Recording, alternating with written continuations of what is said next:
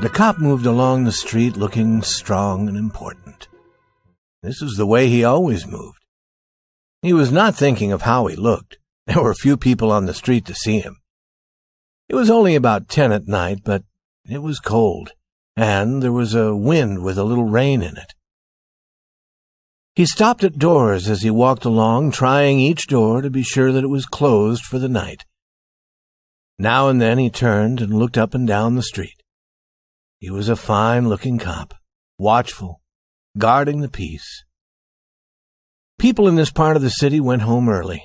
Now and then you might see the lights of a shop or a small restaurant, but most of the doors belonged to business places that had been closed hours ago. Then the cop suddenly slowed his walk. Near the door of a darkened shop, a man was standing. As the cop walked toward him, the man spoke quickly. "It's all right, officer," he said. "I'm waiting for a friend. 20 years ago, we agreed to meet here tonight. It sounds strange to you, doesn't it? I'll explain if you want to be sure that everything's all right. About 20 years ago, there was a restaurant here where this shop stands. Big Joe Brady's restaurant. It was here until 5 years ago," said the cop. The man near the door had a colorless, square face with bright eyes and a little white mark near his right eye. He had a large jewel in his necktie. 20 years ago tonight," said the man, "I had dinner here with Jimmy Wells. He was my best friend and the best fellow in the world.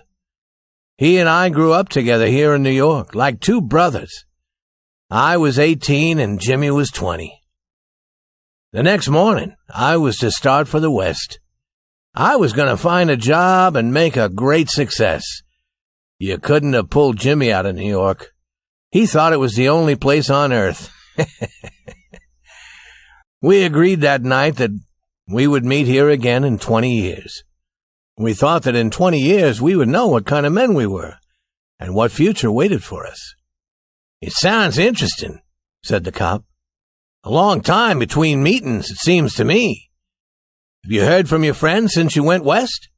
"Yes, for a time we did write to each other," said the man. "But after a year or two we stopped. The West is big. I moved around everywhere, and I moved quickly. But I know that Jimmy will meet me here if he can. He was as true as any man in the world. He'll never forget. I came 1,000 miles to stand here tonight, but I'll be glad about that if my old friend comes too." The man waiting took out a fine watch covered with small jewels.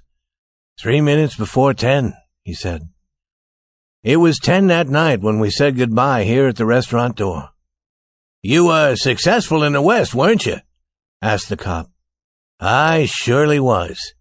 I hope Jimmy has done half as well. He was a slow mover. I've had to fight for my success. In New York, a man doesn't change much. In the West, you learn how to fight for what you get." The cop took a step or two. "I'll go on my way," he said. "I hope your friend comes all right. If he isn't here at 10, are you going to leave?" "I am not," said the other.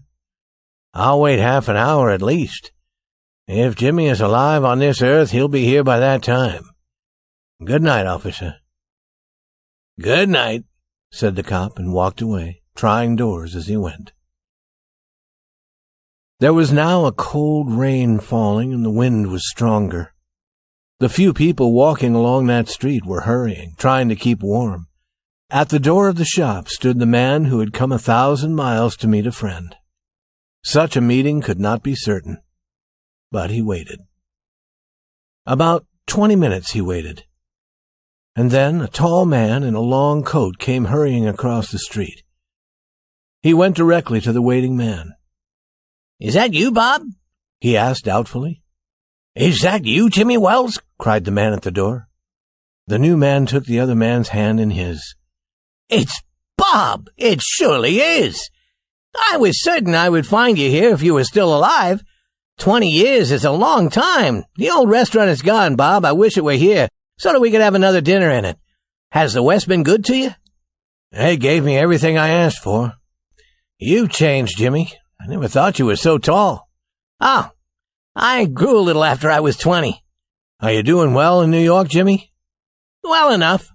I work for the city. Come on, Bob. We'll go to a place I know and have a good long talk about old times.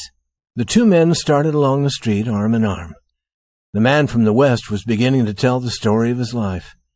The other, with his coat up to his ears, listened with interest.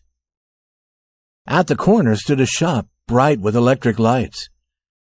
When they came near, each turned to look at the other's face. The man from the west stopped suddenly and pulled his arm away. "You're not Jimmy Wells," he said.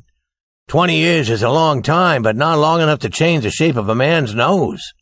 "It sometimes changes a good man into a bad one," said the tall man. "You've been under arrest for 10 minutes, Bob. Chicago cops thought you might be coming to New York. They told us to watch for you. Are you coming with me quietly? That's wise. But first, here's something I was asked to give you. You may read it here at the window. It's from a cop named Wells." The man from the west opened the little piece of paper. His hand began to shake a little as he read. "Bob, I was at the place on time. I saw the face of the man wanted by Chicago cops.